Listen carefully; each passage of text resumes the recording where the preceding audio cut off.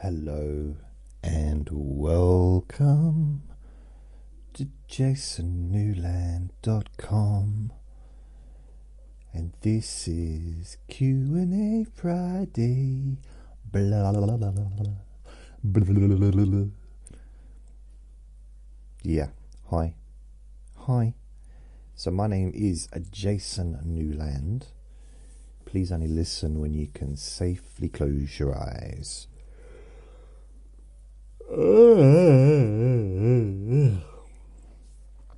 Right, it's 1:55 p.m. in the afternoon on Friday the 23rd of May 2005. No, 2050. No, 2025. Wow. So 1995, 05, 050, 30 years ago. Now I'm just thinking, it's weird, I've got these memories of stuff that happened 30 years ago, and I'm just like, how can it really be 30 years ago? Right, so it's Q&A Friday. It's alright outside. It's kind of glum and bright, a little bit of both today out there. It's not cold. There was a lot of activity in this building last night. A lot of door slamming, like, till early hours. Not quite sure what that was about, but I'm up here, so I wasn't getting involved. I think it just might have just been a lot of traffic, perhaps. Maybe a little bit of traffic. Oh, that's nice of the plane to come over while I'm doing this. How pleasant. So, I've got a message here on my Facebook group. Oh, my Facebook group, Jason Newland's Boring Group. You can find a link to that group by going to jasonnewland.com, and it's literally right at the top. There's a banner at the top of the page. Join Jason Newland's Boring Group. You can click on that, and it takes you straight there. I wonder what it is on the Facebook page, on the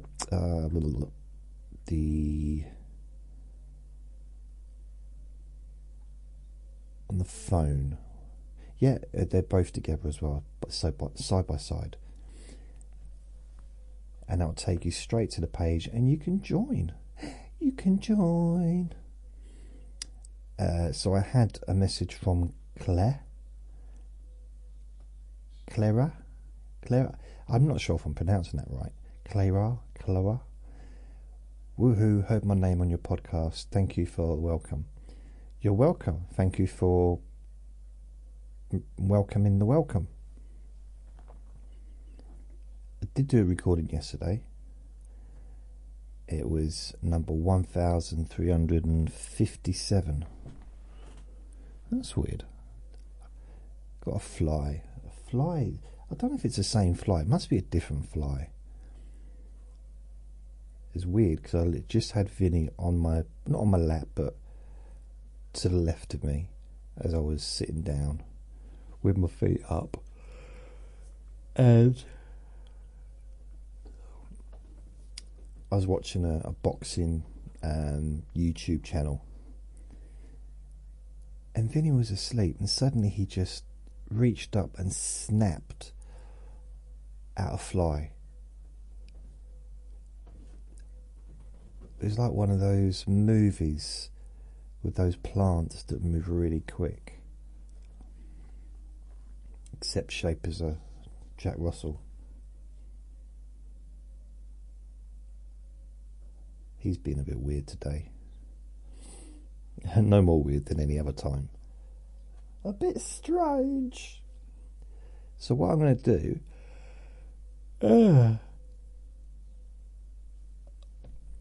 I've got 6 Nope, I haven't got. There's a bird outside that goes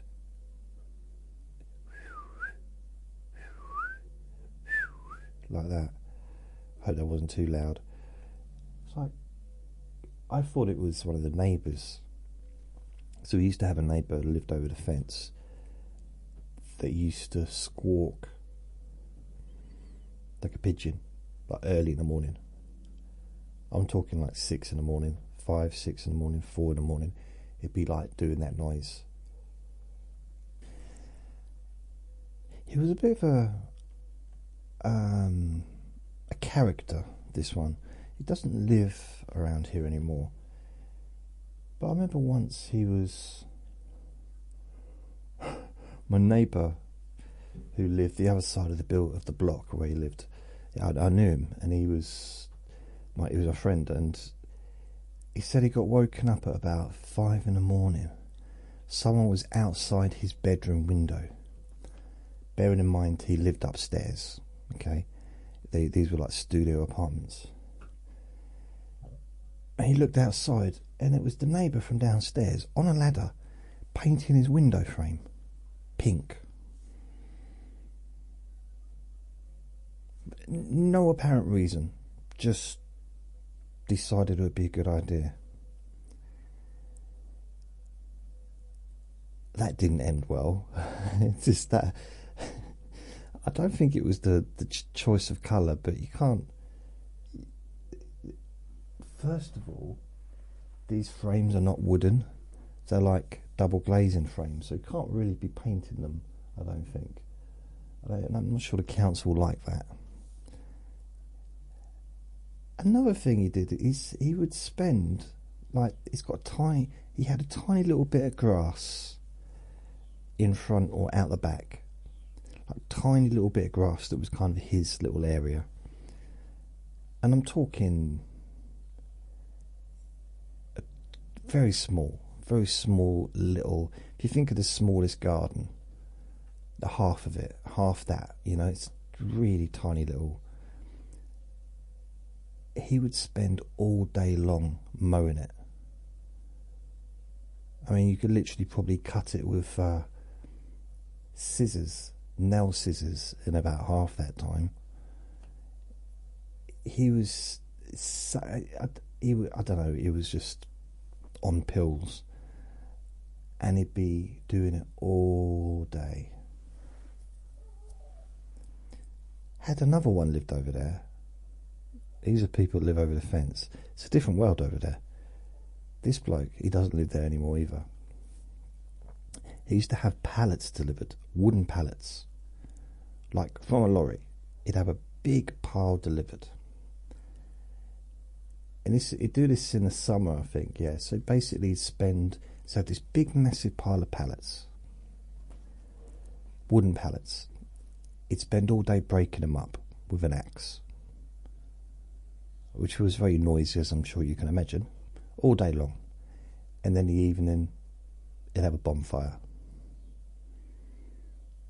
And that was his routine for the whole of the summer. So it was noise all day, smoke all night. And bonfires, however lovely they may be, I like a nice bonfire, but it's not great. I think bonfires are better in the winter, because in the summer, I don't know about you, but I kind of like to have my windows open. Probably need to have my windows open, like in the evening in the summer, and that's not ideal to have smoke coming in. And it's a different kind of smoke, isn't it? Bonfire smoke. I remember I was at a bonfire, and it's a place that I lived. This is the Buddhist community, and we had this fire, and there was a big like meeting together, and everyone, I suppose, like a party kind of thing. As much of a party as Buddhists can do. And I didn't even notice it until the next day. Every item of clothing that I'd worn that evening stunk, like really bad. But I didn't notice the smell of smoke when I was out there, because I wasn't even, I was avoiding the smoke. I was just near the fire, but I wouldn't like stand there or sit there and have smoke pumping into me. But wow, smelly.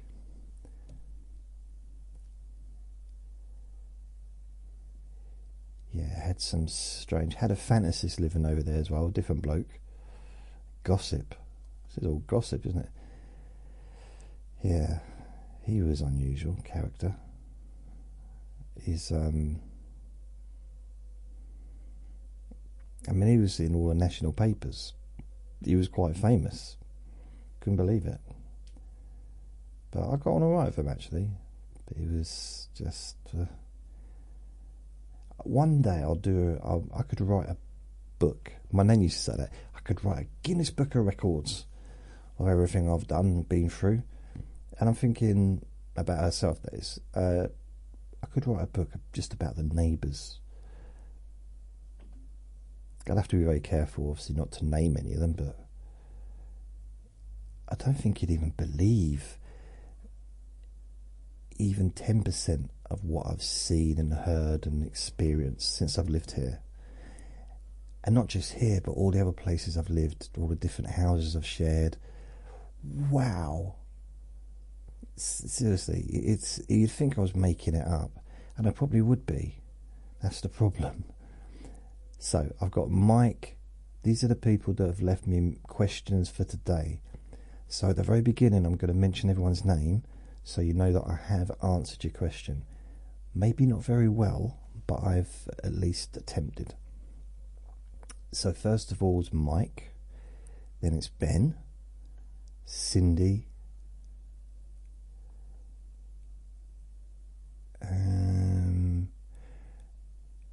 Hope, but I'll mention Hope, but she didn't actually ask the question, but it's part of the Cindy's question. And then Ali. Oh, Hope. Yep, Hope has got she's got a question as well. And Sandy. So Sandy, Hope, Ali, Cindy, Ben, and Mike. Yeah, so it's 1, 2, 3, 4, 5, 6 questions. And I hope that those who asked the questions, those of you who've asked the questions, and when you hear the answers, I hope it's everything you hoped it would be. I just I don't know what I'm going to say, because I don't always tell the truth. So I'll try a little bit. Okay, so Sebastian has mentioned me in another cover, which he likes to do. I want to meet you at the beach tonight. What is Sebastian wrote? Jason, maybe he even wants to go to a hotel room. Every hour, Sebastian sends me another message. He loves going on his AI things, and if he sees a picture that is, if he can see a way to make fun of me, he does.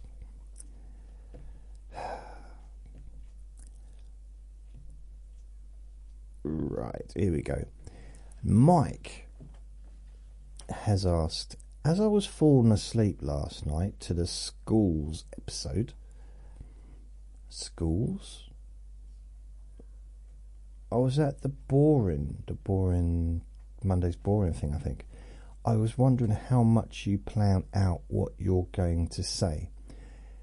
Do you develop an outline, or do you just jump in and wing it? Does your mind ever go blank and you find yourself at a loss for words? Right, well, I'll talk just about the Let Me Bore You to Sleep recordings, because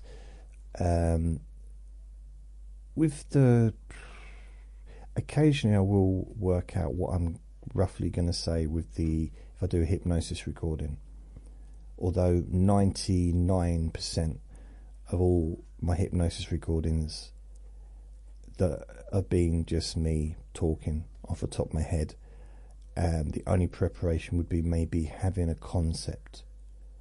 So if it was a relaxation technique, for example, and let's say it involved a biscuit tin. I don't know why it would involve a biscuit tin. So I'm saying I want to have a biscuit tin, and I'm going to crumble up all the biscuits and just shake the biscuits, and then make some holes in the biscuit tin at the bottom and just shake them and watch those biscuit drops just filter down. And as they filter down and fall out of the bottom of the biscuit tin, you know, you feel more relaxed and calmer, something like that. It sounds rubbish, doesn't it? It sounds a bit crummy. Ooh. So with the Let Me Boy to Sleep, the most I do regarding preparation for most of them would be just to think about a subject. A lot of the times when it comes to, let's say, Monday's boring objects, usually I don't know what I'm going to talk about until I start. I don't think I was even going to talk about schools when I first started that recording. With the Trivia Tuesday, yeah, I do. That's much more planned as far as, you know, I look up the trivia bits, and yes, there's a little bit more planning than that. And with the Q&A Fridays, of course, I have the questions in front of me. So, in a sense, you plan what I'm going to talk about.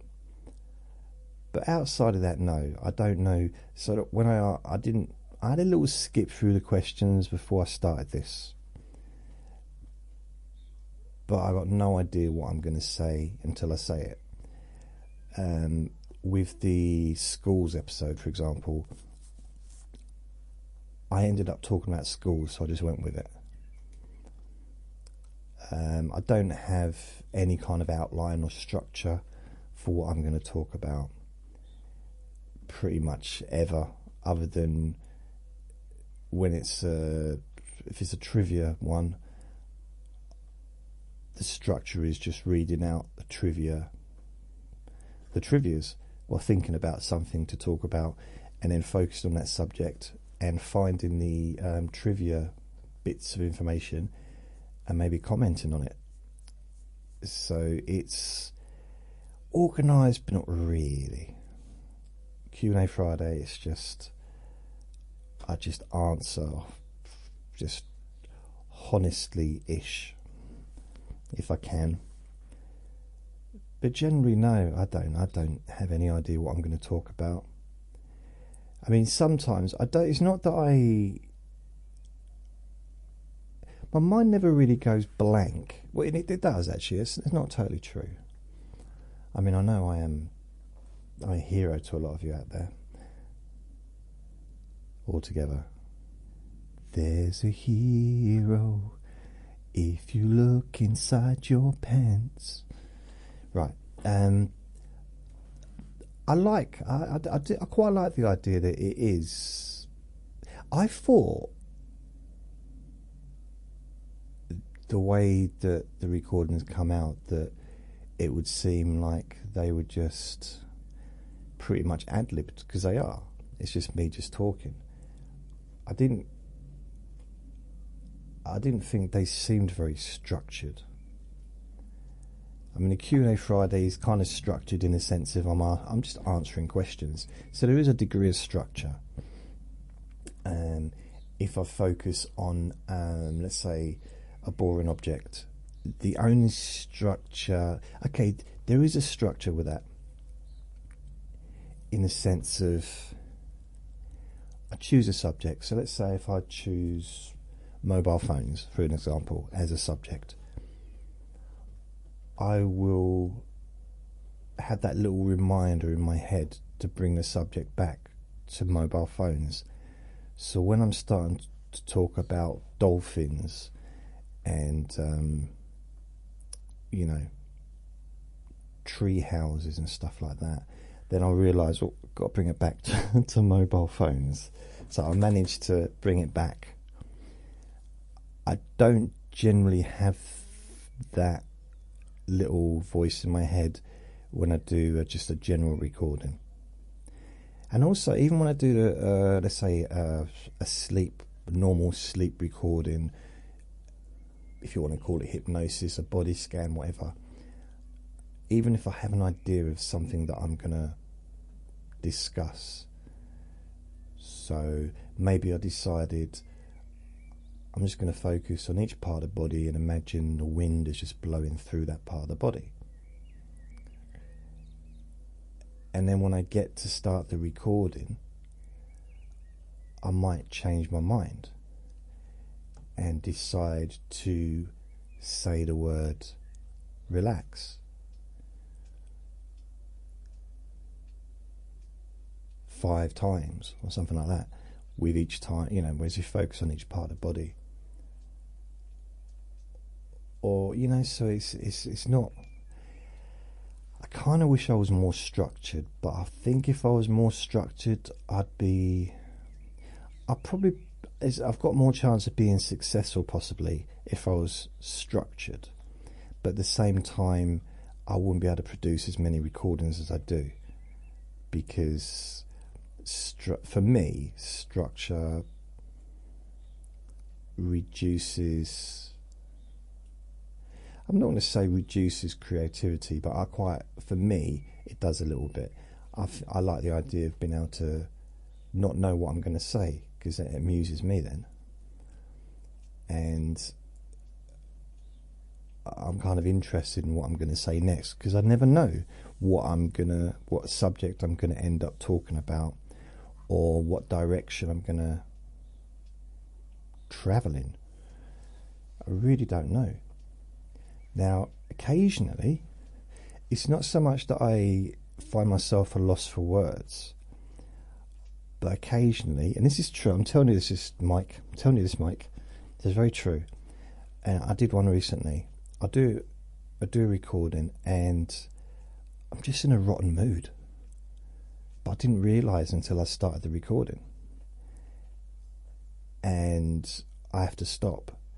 Occasionally I've done the whole recording and just trashed it. The other day I think I was trying to do a Trivia Tuesday, and I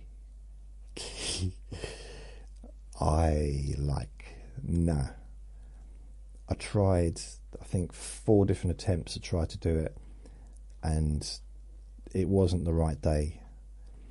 So yeah, I abandoned it, which is kind of weird, because sometimes I might not feel in the mood to do a recording, but once I start the recording, I cheer up, and when I've completed the recording, I feel good, like I've actually accomplished something, like I've contributed something to the world in my little way.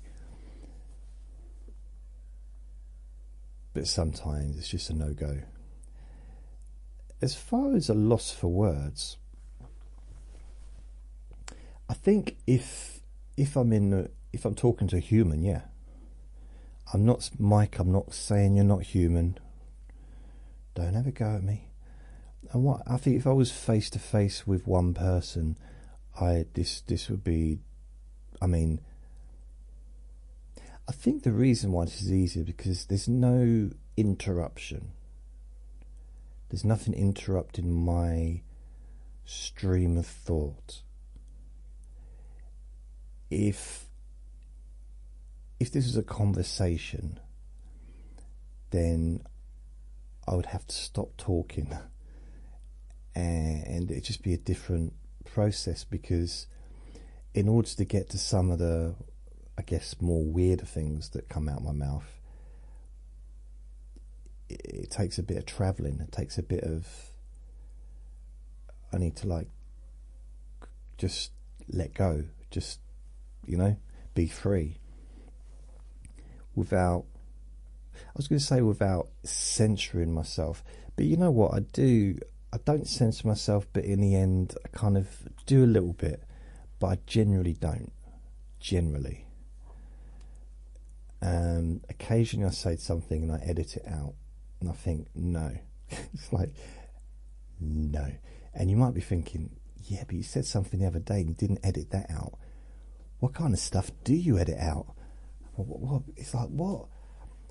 I know, but you haven't got to remember, but you could maybe think that, yeah, sometimes I leave stuff in that makes me laugh. I know it might sound strange, but I just sometimes find things funny, and even when I listen back to it, it just makes me giggle because it's just so ridiculous. I like absurd. I do. I like absurd, but I like everything. I like anything that makes me laugh. I like. A loss for words. No, there's a freedom. This is freedom for me. This is the only time I feel free, is when I can just talk and I can just be me. And I think I found my voice over the last 8 years, which might sound weird because it's a long period of time. Is it 7? How many years is it? 7 years, not 8 years, is it? 7 years. 7 years, sorry. Since 2018, since I've been doing these Let Me Boy to Sleep, or LMBYTS. Yeah, since I've been doing these, I think I've discovered my voice, but at the same time, I realise I'm not a bad person, really. Just, stuff I come out with, I'm not out to cause anyone problems. I don't really have much in the way of extreme views. I never really wanted to have extreme views. I grew up in a society in the 70s. I was born in 1970, so I went through the 70s where there was a lot of extreme views around to do with, every single aspect of life, really. And as I got older, once I kind of reached, it still went on through the 80s as well, but as I started to get older, I realised that these views that I had weren't my views, and I started to do something about it. Started to educate myself a bit, and by educate myself, I mean just read and listen, read other people's opinions. I think that can be educating. So if you've got one side of the argument and that's the only side of the argument you ever hear, it's going to kind of make sense, especially if you're a kid and you've grown up with that.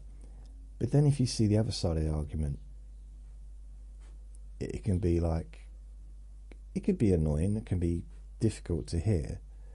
But then if you see another part of the argument from a different perspective, and then again from another perspective, and the more perspectives you get, I think the more educated I became, realising that it is opinions and perspective and experiences. People, we've all got different experiences, and it's, I'm not really into the extremist things. And it is, I've got a neighbour that's proper right wing, always shouting on about it, and it's like it's almost like they read the Sun, and that's where they get their opinions from. That's where they get their information from, and everything's kind of based around. It's like no new knowledge is going to go in because they've got that fixed mentality, that model that's there. I realise this has got nothing to do with the question, has it? But yeah, for me,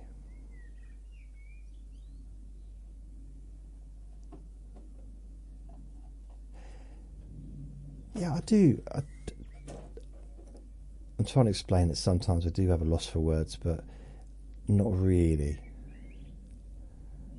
Generally, not for this podcast. I mean, there are better days. Some days, I guess, I'm probably a bit more upbeat than others. I try to keep it light if I can, but it's not always easy, you know. But at the same time, this isn't therapy for me. I'm not talking to help myself therapeutically, although it might be helping me.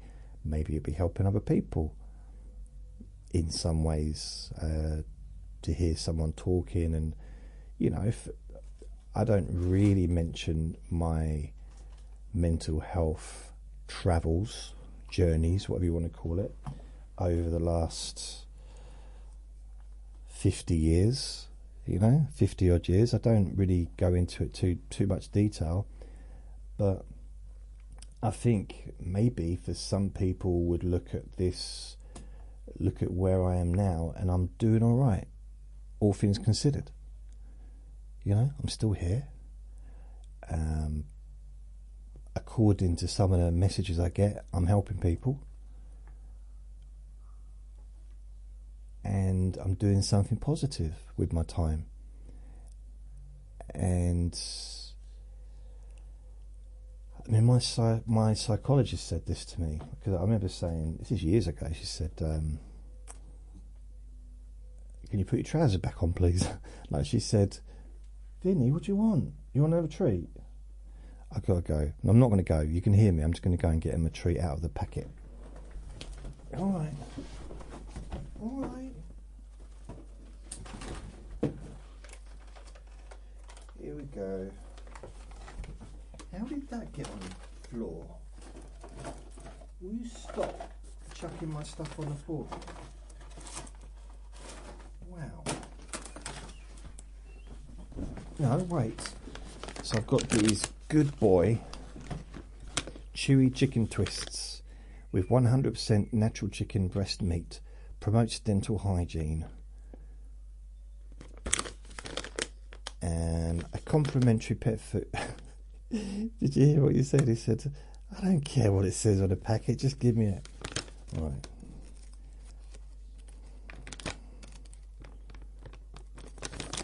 Well, I'm trying to open it. He's sitting on he's basically sitting on his bum with his hands in the air.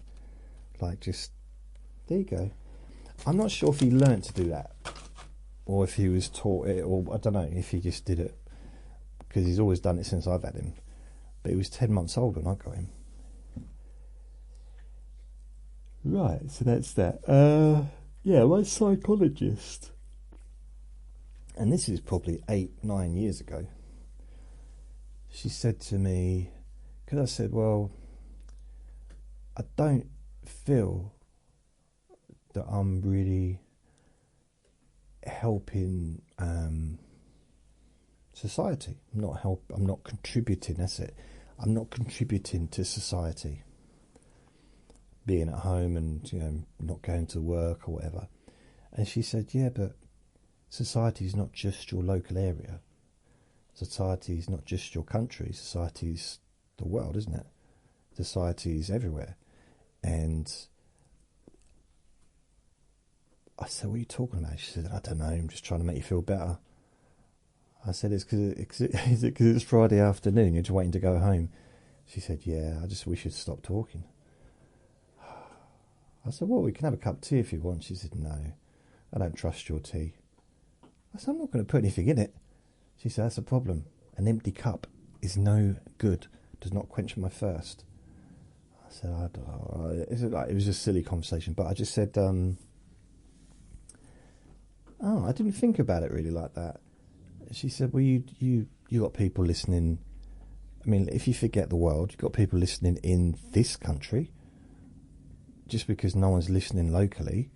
I said, yeah, got a few, I suppose, a few thousand around the country that listen.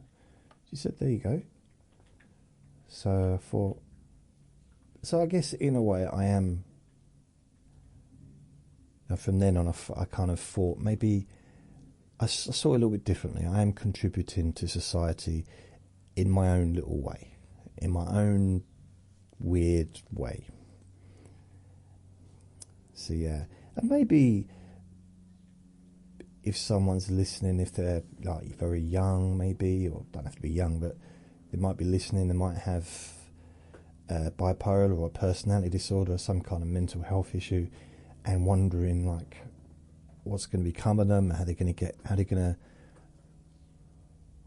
what's it like to, is it even possible to be like that and be in your 30s and 40s and 50s? And yeah, it is possible. I'm proof of that. I was going to say living proof, but I don't know if I have to say the word living considering I'm talking. I just heard this weird sound outside in the garden, and I didn't know what it was. So I just had a little look, and there's a man. Looks like he's washing the windows, which I'm kind of a little bit confused because, but these are downstairs windows. Now I know we have people wash the communal windows, but I've never had anyone wash my actual windows from outside, not in 10 years that I've lived there. So I've closed my windows just in case he's going to wash them. I've got I'm not even joking here. I've got cobwebs that have been outside my window. I can't reach them to wash them. Been out there for so long. If you get a magnifying glass, you can actually see one in like in a little rocking chair, smoking a pipe. Another one knitting, because the spiders, that is, because they're so old. That'd work on some level, I'm sure. Just needs a bit of rewriting. Ben, when you were young and your dad collected you all again, did you have any pets? Right, so this is referring to when I left the children's home at 7, just before I was 7. The summer before I was 7. Why did I say summer so loudly? And 1977 it was. It was literally, I thought we moved there and Elvis passed away. It was that kind of period. I remember that day because it rained so hard.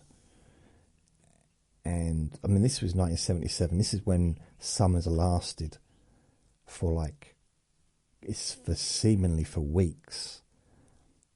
I mean, whether they did or not, I don't know.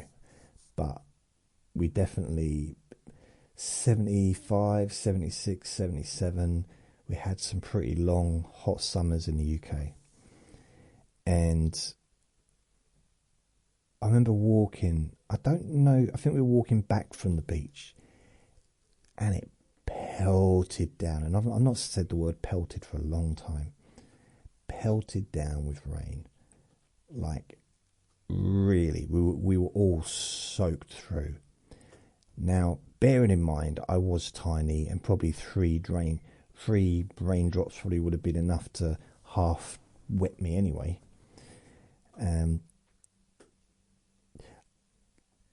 Good thing about it is whenever it rained that hard, I just wet myself because it didn't matter. I could do a wee-wee in my pants and no one would know. Made a mistake one day though. because it started to rain really hard and the top of me started getting completely drenched. So I thought, okay, good, I can go to the toilet. Then it stopped raining. Not a good look. Not a good look at all. And other than that, I mean, it's not the only bad thing about it. The job interview didn't go very well either. See, I was on the way to a job interview, and I'm pretending I was still a kid, but actually I was on the way to a job interview, and it rained, and I weed myself, and I went into the job interview, and he saw that I'd weed myself, and they didn't give me the job. That's what that was about. I don't know if I wanted the job either, but I might have done. I don't know how many jobs have gone forward I didn't get. Twice, I've actually been offered 2 jobs at the same time and had to choose. Happened twice. Once was in 2004. I was offered a job in a call centre, like selling car insurance again, or working as a care assistant. Now, at the time, I wanted to be a care assistant, but the money would have been absolutely rubbish compared to, well, it just wouldn't have been a good salary. But that's not what I wanted. I wanted to do something where I was helping people. But I chose the call centre because, first of all, I knew what I was doing because I'd already had a job doing that. And well, it's the second call centre I'd worked in, second insurance job I'd worked in, third call centre. And also, I'd never done care work before, so I didn't know whether or not I would be right for that kind of job. Didn't know if I'd be able to do it. And the second time was back in, there might have been other times, but this is another one I remember, was in 2012, around December, or end of November. I went for 2 jobs. One was in a car insurance company, the third car insurance company that I ended up working in. So you won't be surprised to know that I took that one. But the other job I got offered was interviewing people on the phone, which actually was much more to my skill set because I wasn't selling anything. I got to be nice all day. I'd have been good at it. I just would have been good at it. It would have been pretty much a very easy job, but also rewarding because I'm giving people jobs and stuff. So it was like an out call centre working on behalf of big companies. But it didn't seem like a stable position.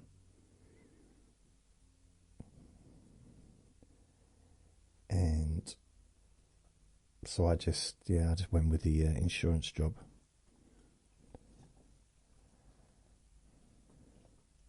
I'm sure there's a horse joke there somewhere. Stable position. Really? Hey, really? Hey. So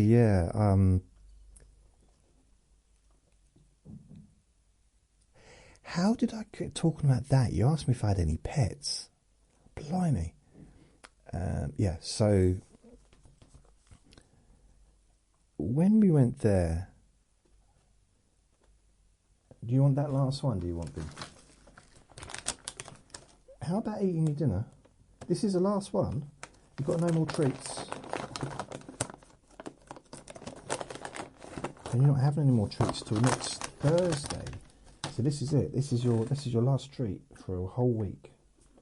Okay, up to you. I went. We had ants in the house. I mean, that's not really technically a pet, is it? No pets I'll let him have his packet. He's probably going to want to rip it to bits. Let's just take out the thing which keeps the bag fresh, because I don't want him eating that. He'll rip the bag to bits now. Trying to get to what's not in there.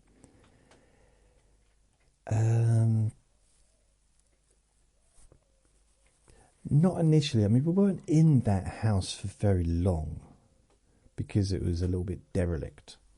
It was, I think it was condemned, so we had to move out. My dad joked something about, you know, was fine till I moved in, which was a bit rude.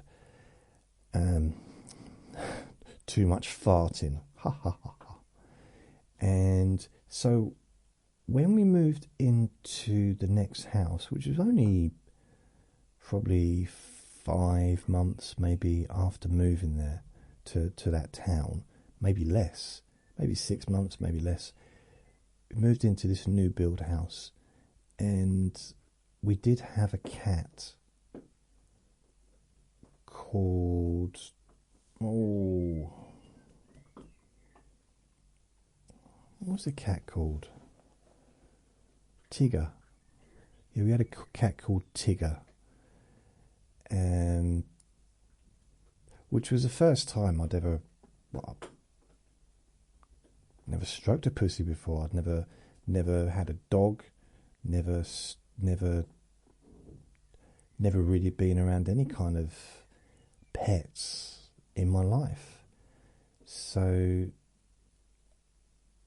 I was a little bit, wasn't quite sure how to,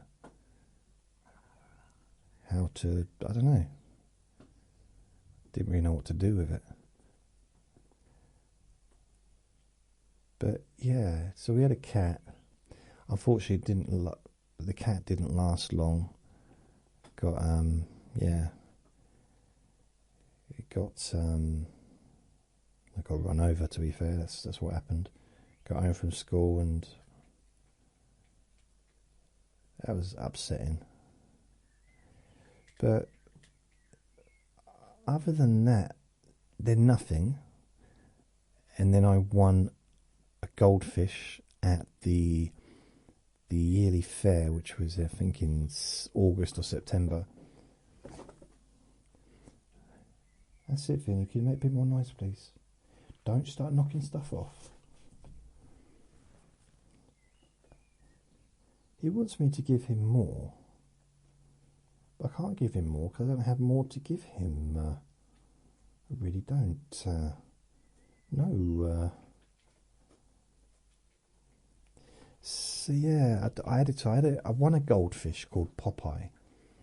I called him Popeye because he had one eye that was much bigger than the other eye. So Popeye was my first ever pet. Really. My first, like mine. And then it turned out he had an eye disease. So I felt a little bit guilty calling him Popeye. But I didn't think it was fair to change his name, otherwise it's like it's all he knew. He didn't know any other name. And I don't think he realised the reason for the name, so there was no point telling him. There didn't seem any point changing it, because that'd be confusing for him. So I had these little drops, took him to the vet. I'm not sure if we did. I think we might have taken him to the vet, blimey. Or maybe, could you take a goldfish to the vet? I don't know. We've got these little drops which were put into his water, and it seemed to help a bit. I used to be fascinated with Popeye. It's just the whole kind of... The pooing I found weird. The laying of cable. Just the whole... Just having it attached for that long.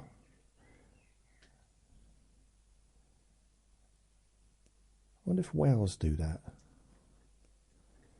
Yeah. Well, you couldn't fit a whale in a little goldfish thing, could you? My dad had a... Did we have a goldfish pond? Or was it my granddad that put a goldfish pond in? Well, I think we might have got a goldfish pond, but it might be my granddad. I can't remember now. That's weird. I'd have to ask my dad.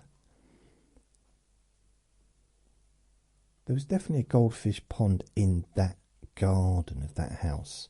Just a little goldfish pond, and it was... Because we used to put a tennis ball in there in the winter so that it always left an air hole.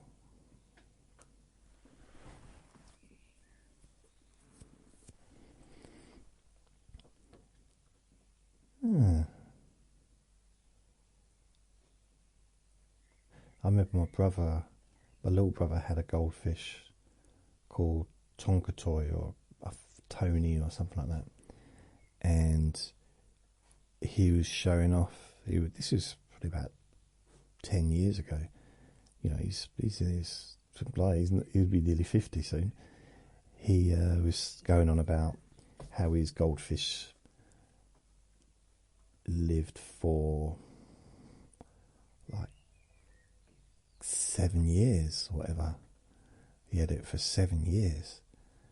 And my dad started laughing. This is a dinner table. That's my dad. He said, "Why are you laughing?" He said, "Oh, we just kept replacing it every time it died. You just didn't notice." Like, really?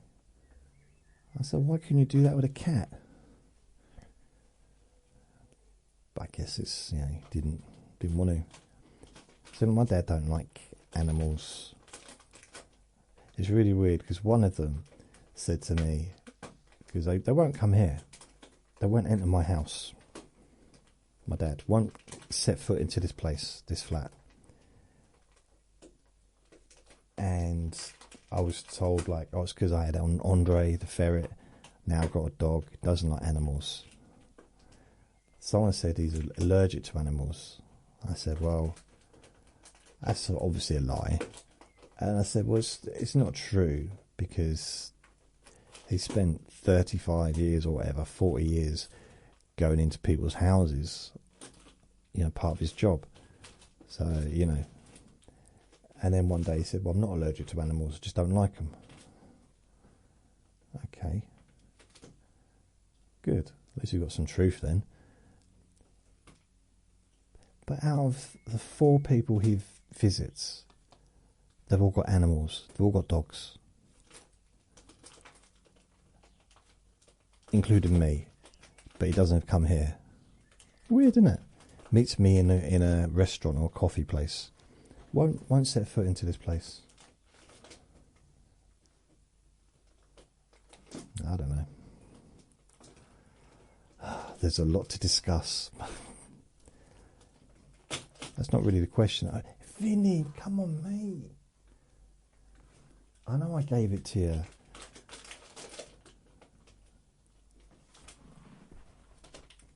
I'll tell you what's weird. The other day I gave him a packet and there's one bit left in. There's one of those chews left.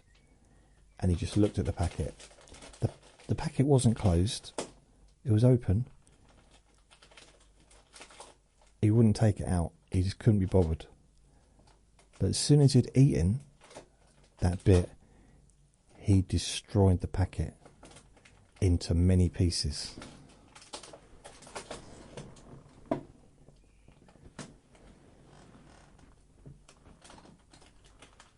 Which is what he's doing right now. Other animals we had. Wow, this is noisy. Other animals.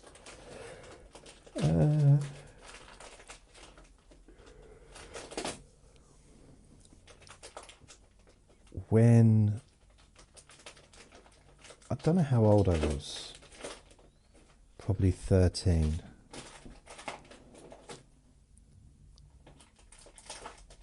My dad got a dog for my stepmom. She wanted a dog, but couldn't just get a normal dog. Just a normal standard dog.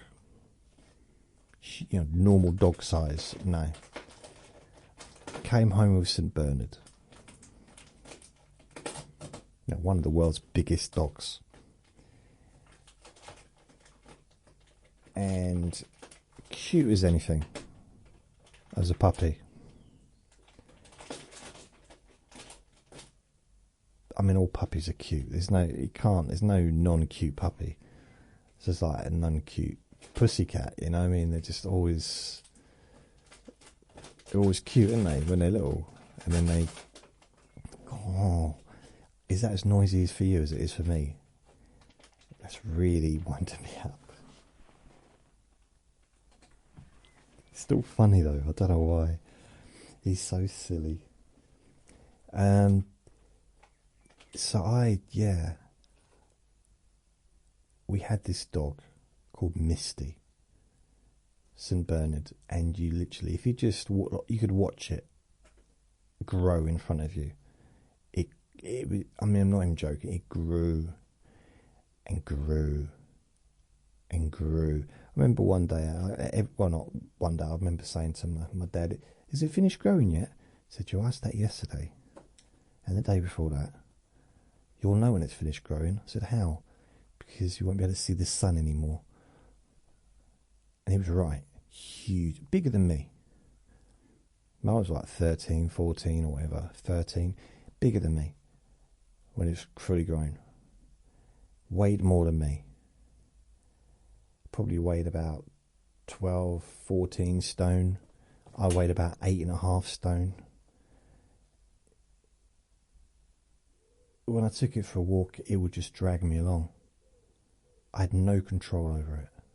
Or over her, rather. No control over her. She was a beautiful dog, but she got too big for the house. And we had quite a big house, but it wasn't big in the sense of, it had a few rooms, but it wasn't big as Vinny. There's no point looking for stuff that isn't there. It's not there anymore. It's not there anymore, my dearest. The thing is, my dad built a kennel outside and she lived outside. Because she just literally, she'd get in and she'd knock everything over. She struggled to get through the door. I mean, it was huge, really big. And she didn't have what she needed.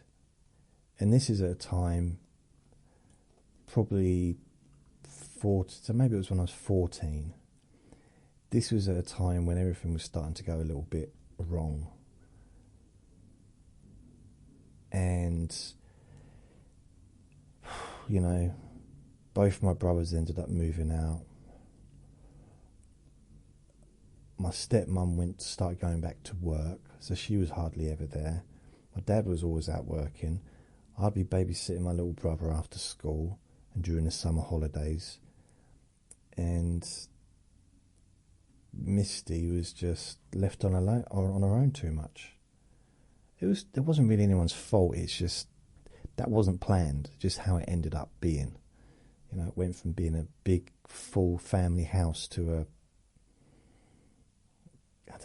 something quite strange for the last year or so.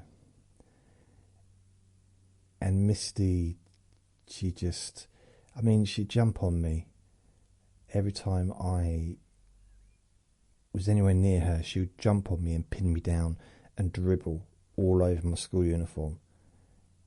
And, that was a time when I didn't really want to go to school with a stain on my trousers. Going home from, school, going home from lunch. What you been doing? Nothing. Why is that big stain on your crotch? Don't worry about it. What about that one on your jumper? Oh, that's Misty. Misty that's dribbling on me. Why didn't you say Misty did it on your crotch as well? I don't know, I just didn't think quick enough. But she was just like, beautiful dog, massive though. Massive. It probably cost more to feed her than it did me on a week, because they were feeding her tripe, which was not cheap. But she was too big. way too big. And it got to the point where I used to sort of try and go, I used to go in the front door because I couldn't go around the back because she'd jump on me. I was not scared, but a little bit kind of, yeah, it was a shame. Couldn't take her for walks. I couldn't handle her. She was too strong. So she didn't get any walks, any proper walks anymore. So yeah, that wasn't good. She did my dad found her a better home, a proper home. But I mean, she had a big garden to run around in, but you know, for me, it was a big garden I could run, but for her, she could just like a couple of jumps and she'd be either side of the fence. So it wasn't really that big for her. It was more like, yeah, just a tiny little mat, really, the grass was for her. She wasn't that big. She was half the size of the house. She was quite big. And she's white and brown. Pretty, of course. But huge. Absolutely huge. Ever since then, I don't know, just not scared of big dogs. I could never have a big dog. Could only really have a little dog. If I was going to have a dog, I always thought that in my mind. I've lived with dogs on a few occasions. Other than that, I lived in London with a dog. 1, 2, 3 different dogs in London. And they were all kind of medium-sized dogs. They weren't big, they weren't little, they were just kind of medium kind of size. And I just thought, well, nothing bigger than that, because they're hard to manage if they're being naughty. Because dogs are strong. Vinny's really strong, but I can beat him in an arm wrestle, just about. So I did think, because I thought about getting a dog when I first moved in here in 2015. And I did look, I got permission from the council, and I started to look at a shelter. And there was this little Pomeranian. And I thought, oh, he's so cute. But he didn't like me. And because he didn't like me, I thought, nah. I had this little fantasy that if I ever went to a shelter, it would be the dog that came up to me that I would take home. Didn't work like that. None of them liked me. So, yeah, I don't know. I suppose I had a little fantasy of what it would really be like compared to what it really was like. And then when I did end up getting my own, let's say, if you want to call it a pet, Andre, a little ferret, he hated me when I first got him, but I fell in love with him. As soon as I saw him, I just fell in love with him. It's his little tiny little face, little body, but his tiny patches on his eyes, and I fell in love with him. And every time I picked him up, he hissed and he bit me. He absolutely didn't like me at all. It took a couple of weeks before he sort of accepted that I existed. He wasn't able to get rid of me. And then we were kind of inseparable. Well, he couldn't get away from me, really. I suppose that's the best way to explain it. And so, yeah, we had pets, but only really them two. So really, when I first moved there, other than the ants, there was nothing. Then we had the cat, and she wasn't there for long, unfortunately. And then when we moved, I had my little goldfish, and then when we moved, I didn't have a goldfish anymore. Then we had the Misty, the huge dog.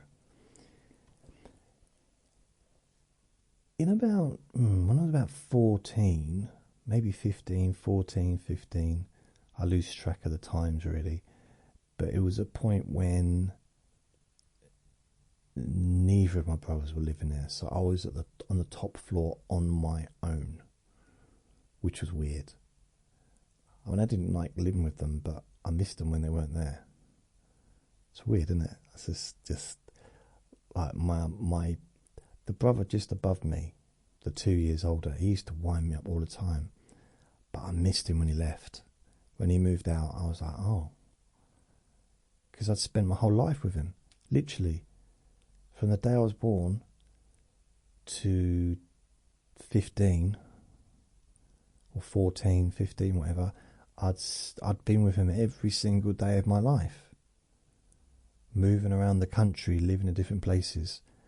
So suddenly he wasn't there. It was very strange, even though we didn't necessarily get on that well. And then my other brother, the oldest one, he moved out, and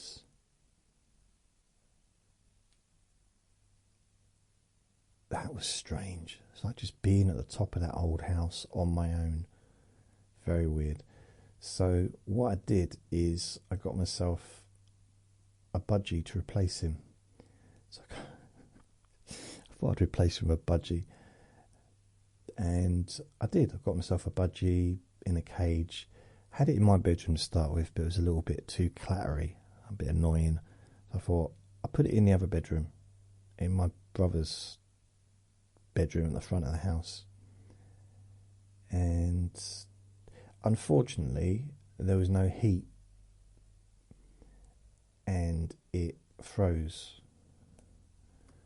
It's terrible really, but it was so this must have been during the winter, and there's no, the heating would be off.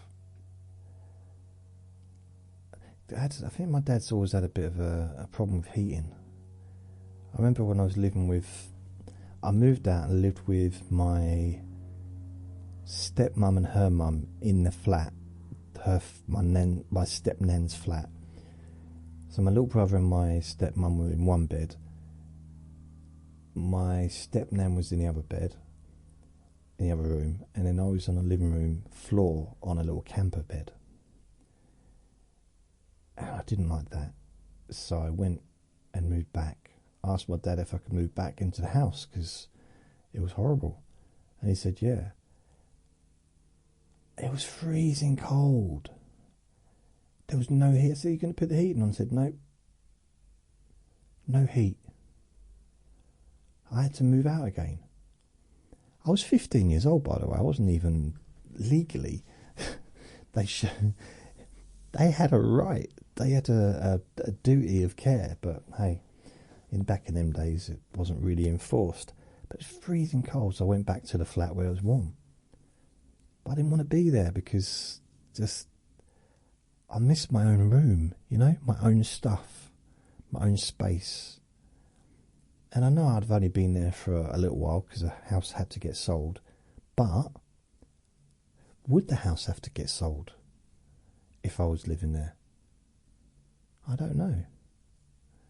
It probably would have put it off. Probably wouldn't have had to sell it until I was 16. Or maybe 18. Don't know. Which would have been it would have been better, because the house would have been worth a lot more. Because it went up from being, I think it was 66 grand when they sold it in 1986 or 1987. In 1988, it went up to £250,000. Can you believe that? That's not even a lie.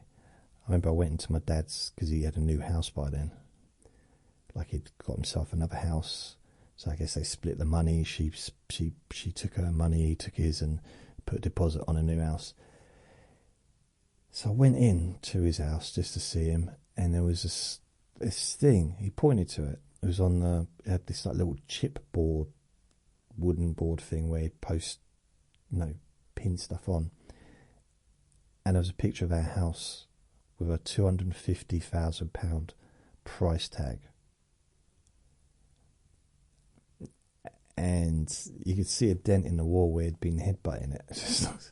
He was so angry. Because a year, just over a year and a half, and it went up by that much. A year later, it dropped down by about 125, or 2 years later. So it was a big drop, but you know, it's now worth about 700 to 800,000. I went online just to search, maybe a little bit more. But it's just like, wow.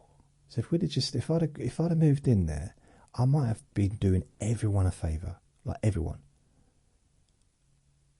If I'd stayed there and the council, so like I have to, especially if I was on a YTS scheme, which I was, said no, you have to look after him until he's 18, and do your care or whatever, which meant the house price would have gone up.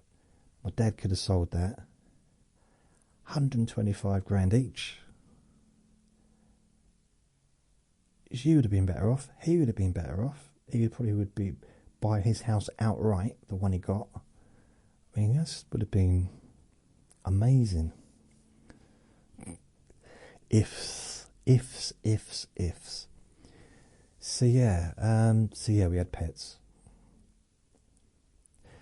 The budgie was a weird one because I tried to give him mouth-to-mouth resuscitation, and that didn't seem to work. So I thought, I'm not proud of this. I did do this. I just thought to myself, because I didn't know if he was still alive or not, and because I didn't know because he was not looking at me. I didn't know if he was giving me the cold shoulder, I mean literally, but if he was just annoyed because I left him on his own. I don't know. I was a kid. I just didn't really know what to do. So I thought, because I was up 3 stories high, and I thought, well, if I just put it out, it's going to fly away, isn't it? And okay, so I know budgies generally don't necessarily, it might not have a great life out in the wild, but it's going to have a better life than what it has there, you know. And so I kind of, he didn't fly. That's what I'm going to say. He didn't fly. So that was the end of that.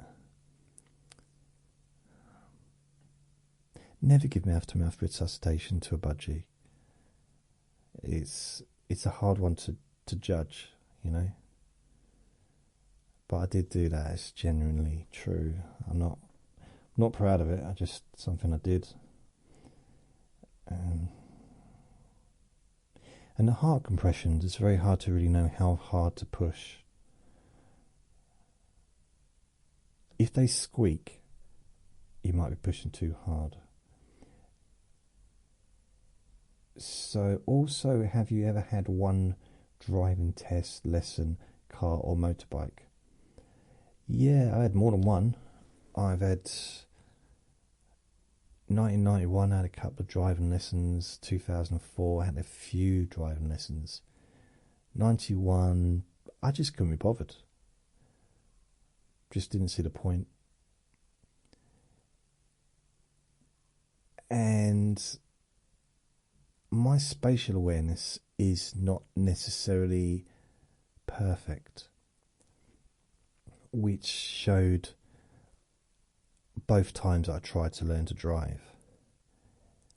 I was too close or too far. I could never really figure out where the car should be. That might have come with time, but yeah, I didn't enjoy it. The second time, in 2004, my driving instructor was too enthusiastic. He was only a young bloke. I mean, I was young as well myself. I was only 23 or 24, whatever. But I just 23 probably. 33, not 23. I was 33. He was in his early 20s, I'd say. But he was super excited, super enthusiastic, motivational, and I just wanted him to calm down. Oh, you can do it, you can do it. Like, come on. I didn't want him to be negative, I just didn't want him to be like over the top. You know, he was like emotionally doing cartwheels all the time. It was just a little bit too much. So I just, whenever he came round, I just hid, didn't answer the door. I ended up paying for quite a lot of lessons that I didn't turn up for.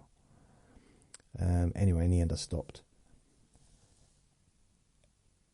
I went into the DVLA, or I don't know, wherever the place is that I always take my lessons, and I went to the reception and said, I'd like to cancel my lessons, please. And she said, well, who you driving with? And I said the name of the person who's your instructor. She said, I'll just go and get him. I said, no. And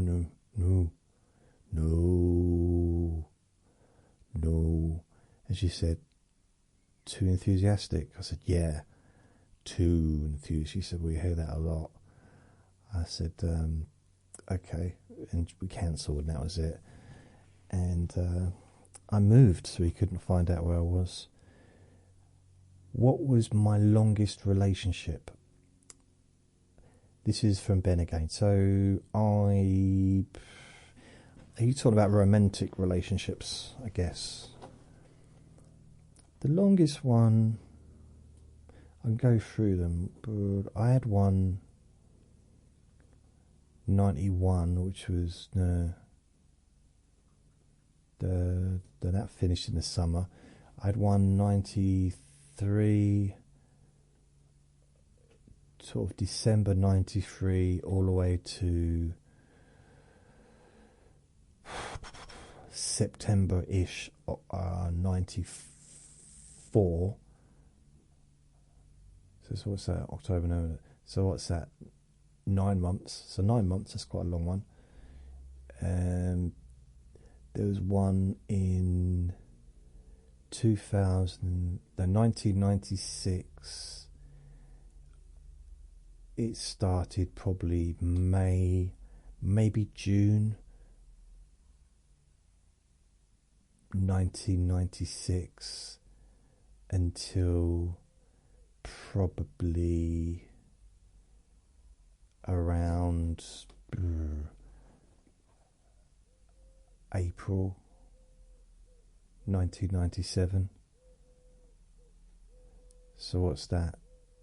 July, August, September, October, November, December, January, February, March, April. So yeah, that was about 10 months. So that was probably the longest relationship I was ever in, like romantic relationship. I'm being very vague with the word romantic, very, very generous with that word, but yeah. Let's have a look.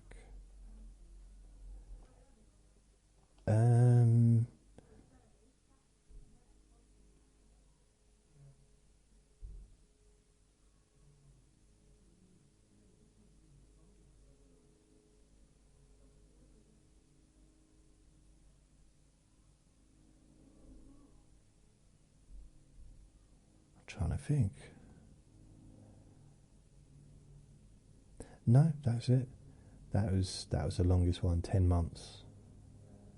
I've had a few. I was just listening to something in the garden just then.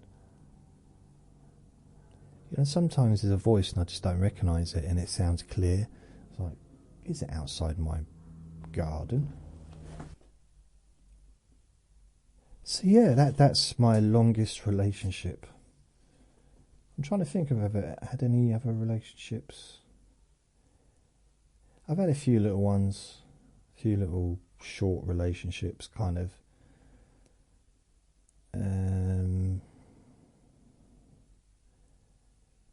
Yeah, I mean, 95, I think 1, 2, 1, I had two relationships, 95, one in 96, one in 97,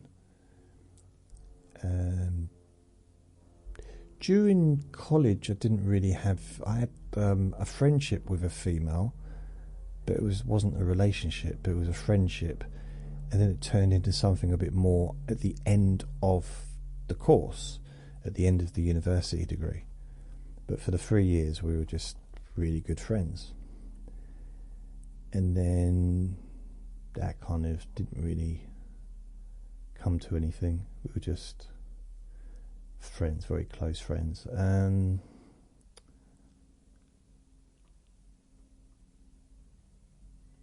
No, not really.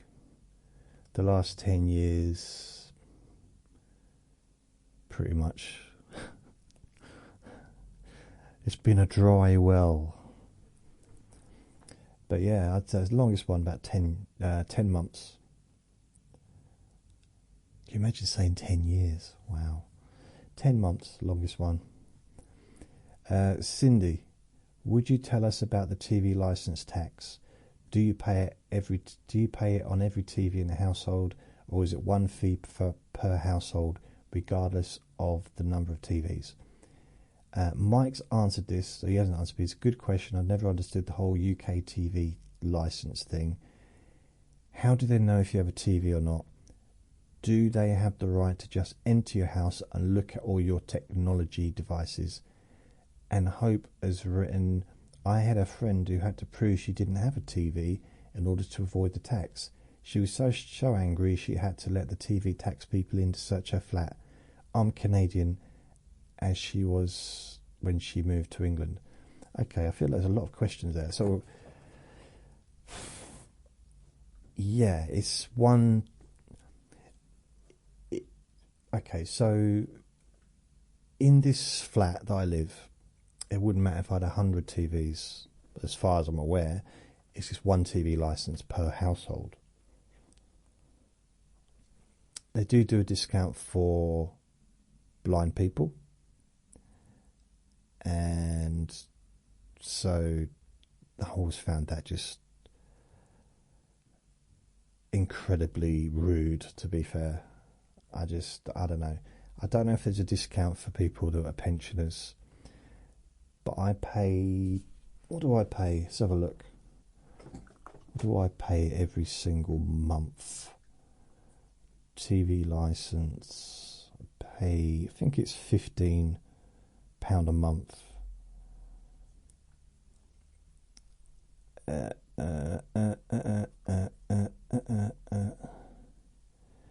TV. It's at the beginning of the month, so let's have a look. 1st of May. £15. So I pay £15 a month for my TV license. I only have one television. But the way they figure... It's one of those really... It's, to me, such a dumb thing.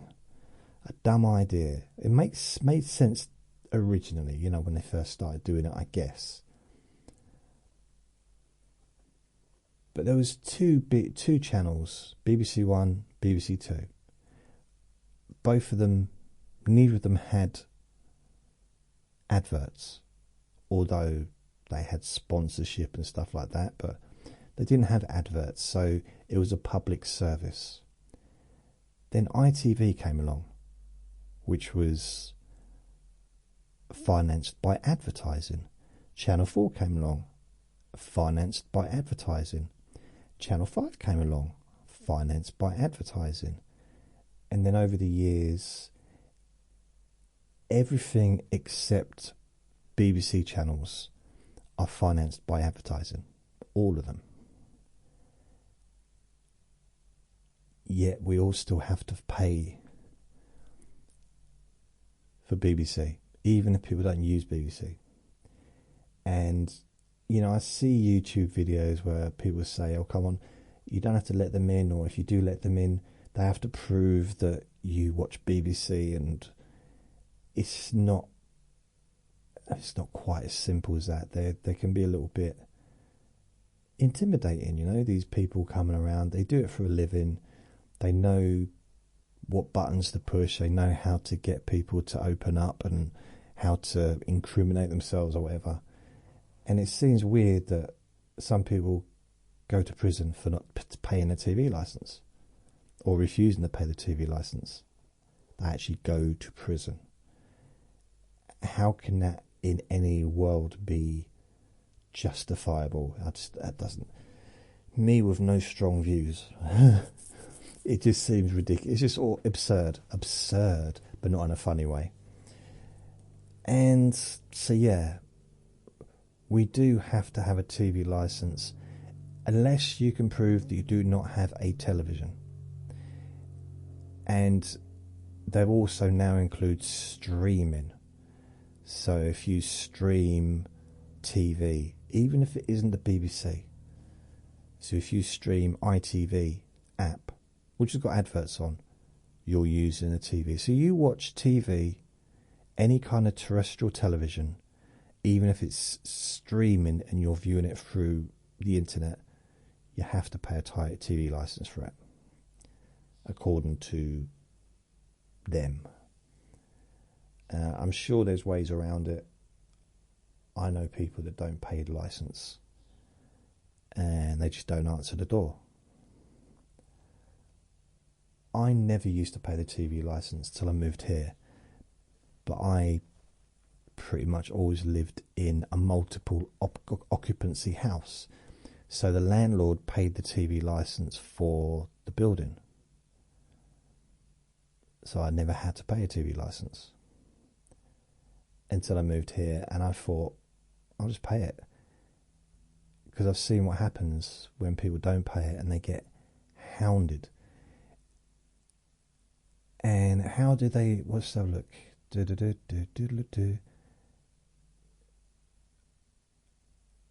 How do they know if you have a TV or not? So this is Mike. Well, they have these, well, they basically just look at who's paid for a TV license. So if they've got everyone in a road except number 43, 72 and 65 haven't paid a TV license, then they know where to go. And they're just going to assume that everybody has a TV, because most everybody does have a TV. Some people don't, but most people do. And even those people who don't, I remember having this conversation with a dog walker, and they said, oh yeah, they said something about TV, and I said, wait a minute, you told me you don't watch TV. Because I remembered what they'd said previously. When people contradict themselves, I tend to remember what they said previously. And she said, oh, no, I stream. I said, it's still watching telly, just because you don't own a television. So she told me she didn't own a television, which I assumed she didn't watch TV. Although there's been times when I've not owned a TV and I did still watch TV online, on my laptop. Or at least watch programs, streaming. So they will check. They can check, and they will knock, and they will harass. And they've got these vans that apparently can tell, but I don't know if they can or not. I don't know if it's just... There might just be like a little sausage roll maker inside there. A little bed they sleep in. I don't know if it's actually anything's working. But yeah, they've definitely got the law on their side for some reason. Do they have the right to just enter your house and look at your technology devices? According to them, they do. But I think it can get to the point where they can call the police in order to gain access. And... which is just ridiculous. It's really... Can you imagine wasting the police time because you want to see if someone owns a television? That's, phenomenally bad. And they do check. If they do get into your house, they do look around and try and check all the technology devices. So if you've got a laptop, they'll assume... If you've got broadband, if you've got internet, if you've got a phone with internet, then you can watch television. If you've got access, if you're able to watch television, then they think you should be paying a TV license. That's their mentality. Everybody with a smartphone can gain access to streaming television in the UK anyway. I don't know what it's like in America or in Australia or Canada or anywhere else, but in the UK, any phone, a decent phone which has internet access, which would be every phone that's in the world, can stream TV. So it's very difficult to really get out of it. Yeah, I'm not a big fan of the whole thing, but you know what? Sometimes, what is an old saying? Pick your battles, and I can't be bothered with this. I know people that have stood up for themselves and ended up with a big fine, court costs, and just like, it's not worth it for the sake of £15 a month. No. So yeah, they've kind of got us by the curly whirlies, as it were. I mean, I don't know. For personally, I think the BBC, would make sense for the BBC to either just start having adverts, or have it as an app, where people can just subscribe to all the different channels on the BBC for a monthly price, which would be the cost of a TV license. The problem with that is they would probably, I imagine, lose 90% of their customers. 90% of the revenue would probably be gone, because people wouldn't want to pay. If they didn't have to pay it, they wouldn't. They'd probably find another way to watch it. So how do you feel about bugs, says Ali. Are you a killer of spiders? I know, technically an arachnid, I think, or do you catch them and bring them outside? No, I don't kill bugs. I'm not bothered about bugs, really. Flies annoy me because they keep trying to land on my food. And I said to him, why you keep landing on my breakfast? And the fly said, I'm trying to get the taste of that dog poo out of my mouth. It's like, this is rude. I was like, why? They annoy me. Flies annoy me. Not enough to sort of get too angry, just annoy a bit. Spiders, I don't care about. I wouldn't even put it outside, just leave it, let it do what it wants. Don't care.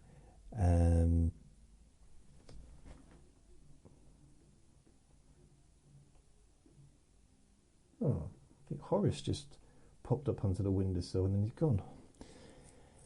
We're talking about creepy crawlies and bugs. Horace the pigeon. Yeah, I think spiders, I'm not bothered. I don't care about them. I think the only bug, if you want to call it a bug, would be like a wasp or a bee, a hornet, that kind of thing. I would definitely I would always try and guide them out of the window. I would put the effort in to get them out of the window, because this isn't the right place for those animals to be. They need to be outside. None of them want to be inside, really, I don't think. So I'd try and get them out, and without doing any harm,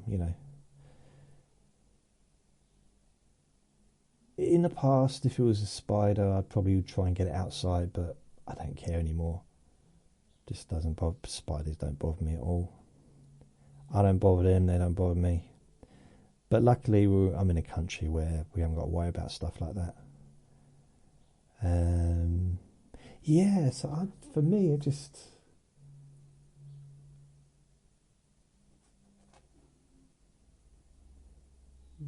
I think flies are the only ones that annoy me.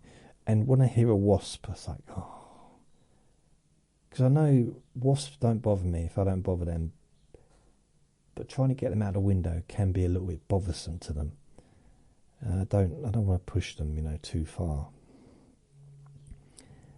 Hope asks me, do you like any sports other than boxing? If so, what? No. Sandy asks, no. Genuinely not really. I don't mind a bit of mixed martial arts, UFC and stuff. That can be amazing. The skill. I never really appreciated the skill until more recently. And it's phenomenally skillful. I just don't find it's... When they're on the floor, that's when the real skill is. But I don't find it exciting to watch. It's interesting to watch, but it's not exciting in the same way as punching is for me. But I can see, like, if someone can do something that I can't do, which is most people, to be fair, so I'm impressed to see the highest level. And with the UFC, that's what you see. Just like with the professional boxers, you see the boxers at the highest level. And I can't even talk about other sports that I might like other than boxing without talking about boxing. It's terrible. I used to like tennis and snooker when I was a kid, and darts even, because we grew up watching that stuff. Snooker was huge in this country in like the early 80s. Darts was huge. Honestly, it's a big, really, really popular sports. Eric Bristow and tennis, McEnroe, Connor, Bjorn Borg, or whatever his name was, and all these, and then Agassi in the early 90s or late 80s, early 90s, and tennis was huge in this country during the old McEnroe era. Partly because of McEnroe, to be fair. He really, a bit like Alex Higgins with snooker, he made it into Hurricane Higgins, they called him, but he was a maverick. So yeah, I don't know. So I used to watch football as well, because my oldest brother loved football, and I wanted to be like him a bit. So I used to watch football, and at that time we lived near a town called Ipswich, which was head of the league. They won the FA Cup and the Europa Cup or whatever. They were the top league. They were the top team in the country. And so it was hard not to to get blown away with that wave of excitement when our local team was the best team in the entire country and one of the best teams in the world, like Europe, like football teams. So I'll tell you when that was, 1978 so Ipswich Town Football Club FC. Ipswich Town FC. So let's have a look. The 1978 FA Cup final was an association football match between Arsenal and Ipswich Town, 6th of May 1978 at Old Wembley Stadium. And so if I just go to say, I want to back this up with actual correct information rather than just me making it up. Because I do remember them being really, really, really, really big. It was their biggest time. And it was during the Bobby Robson era as well. So Bobby Robson, who was a legend as a manager. And So look, so Bobby Rogers, during the Bobby Robson era, at their peak in the 1979-1980 season, they beat Manchester United.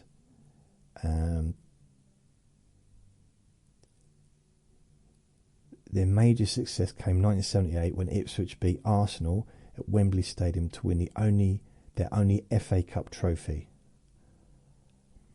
The triumph was followed by almost winning the triple in 80-81.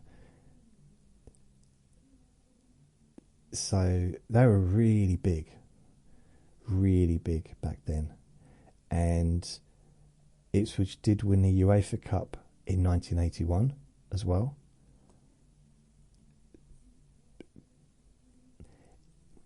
It's hard. I mean, anyone that's been, I suppose there's probably thousands of people, anyone that's had their local football team be like at the top, even if it is just for a year or a couple of years or whatever, it is something, it has an effect on the local area. It really does. Like, really. I've only experienced it once, and that was, when I lived near Ipswich and when I was a kid. So between 78 and 82, Ipswich were big players. And to win the FA Cup is like, at the time, it was like the highest prize, really. And there's a lot more different cups now. That's when the FA Cup was a much bigger deal than it is even now. I'm saying that like I know something about football. And also what was really big back then was Sabutio, which is, I don't know if you've ever heard of it. It's basically, you put this green cloth onto a table. You can play it on the floor as well, but it needs to be a flat floor. I mean, I don't know how many floors are bumpy and lopsided, but by flat I mean because you basically got these things that they're like little weebles. Weebles wobble, but they don't fall down. But you push them, and then they hit the ball, and the ball pushes, and yeah, I don't know. It made sense to me when I said it, but it's a very popular game.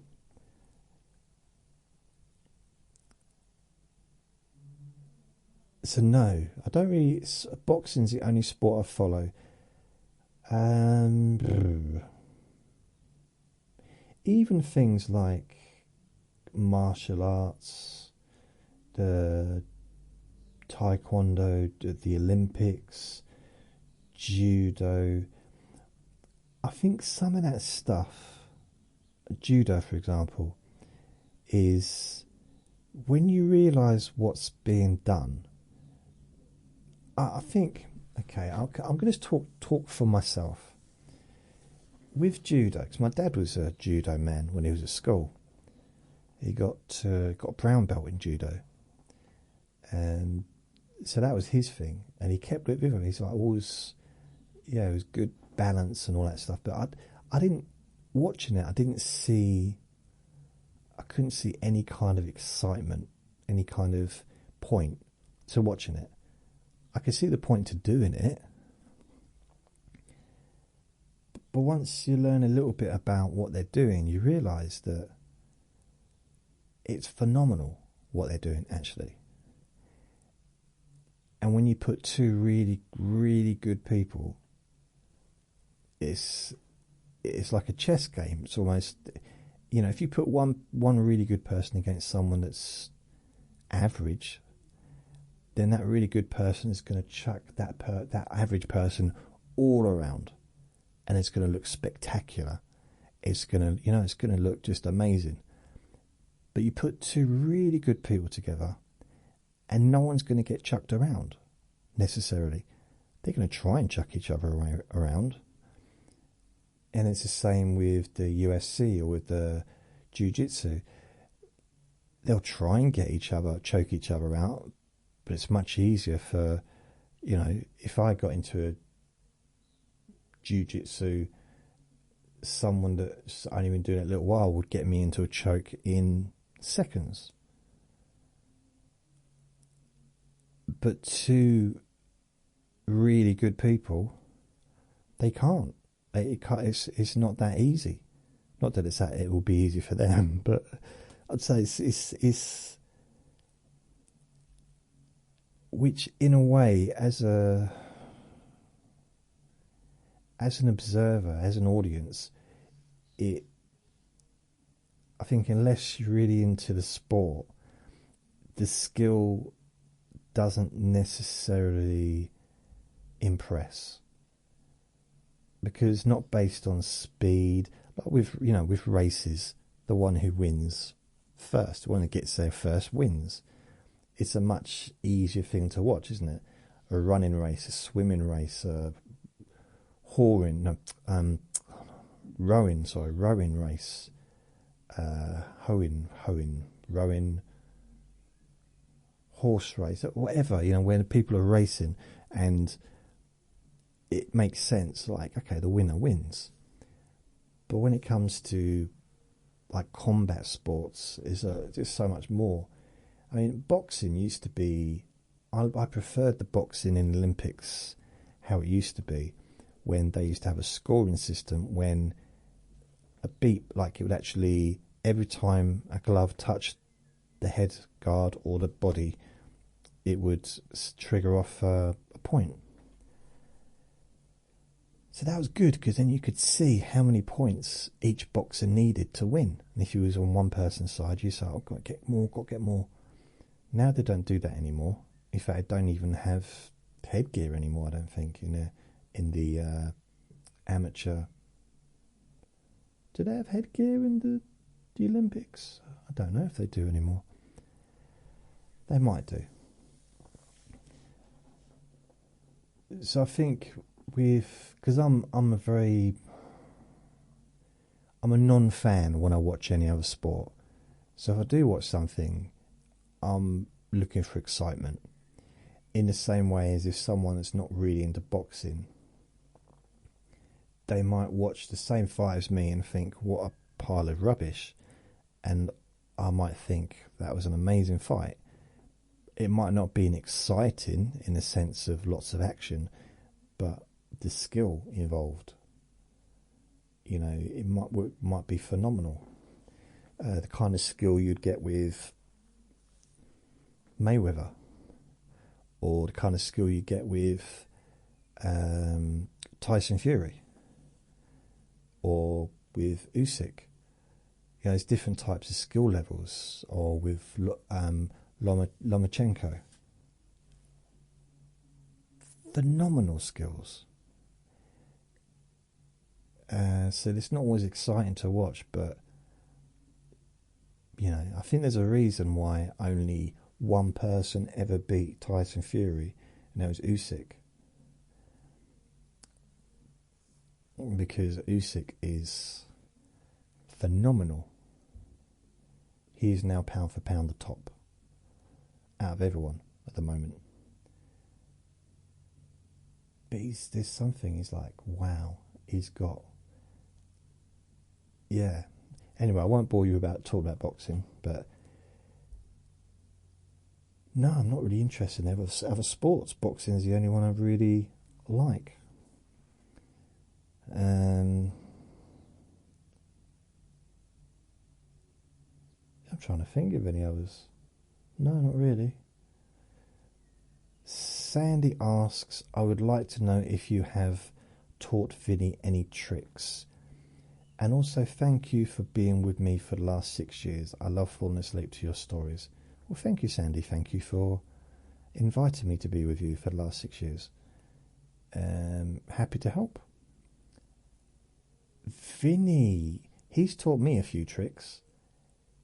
Vinny will not do a single thing I ask him to do. The whole time I've had him, which is 2 years and 5 months, 6 months nearly, 2 years and 6 months I've had him, he won't come into the kitchen unless he wants to. And if I say to him, something's making a weird noise over there, what is that? If I say to him, do you want to come come in the kitchen. He just stands at the door and stares at me. Right? I've now realised, and this is a new thing, if I say to him, stay there, he runs into the kitchen. He won't do what I tell him. He does exactly the opposite. So I realise he wouldn't do what I told him. I realise that. But he will do the opposite. So if I don't want him to do something, I just tell him to do the thing I don't want him to do. And he does the thing that I do want him to do. No, I tell him to do the thing that I do want him to do, but I tell him not to do the thing that I do. Oh, I knew what I meant. You know what I mean. So, I don't know if it's reverse psychology or whatever, but he will not. If I say sit, he stands. If I say stand, he sits. He won't do a single thing I tell him or ask him.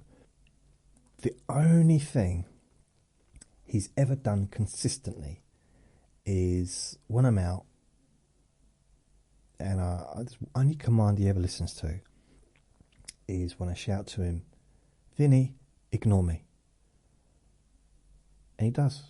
It's the only thing he actually listens to. So he won't do anything, no tricks, nothing. He's just completely... It's all about him. He does whatever he wants, whenever he wants. Even in bed, right? If I accidentally touch him, let's say my hand moves over or my leg moves, he growls at me. It's my bed. He growls at me. He's very, very a little bit temperamental. I